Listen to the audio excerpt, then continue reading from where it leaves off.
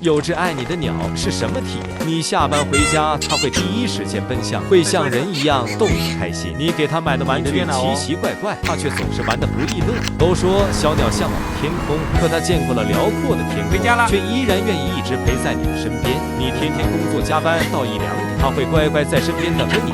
知道啦，怎么睡前得先敷个敷？最近总是一脸斑味，脸黄的不行，看现在脸蛋白回来了，而且水润透亮，全靠这个肌肤未来377美白水，里面不光有377，还有多种明星美白成分，多通路美白提亮，有效改善暗沉发黄，还有专研的渗透剂，让皮肤更好吸收。拿来湿敷，整个脸都很滋润，上脸很温和，主打一个安心。你以为只是幸运养了一只性格很好的小鸟，没想到它只对你一个人，除了你谁也不让碰。小鸟不知道什么是爱，它只知道一直陪着你，成为你疲惫生活里的一剂解药。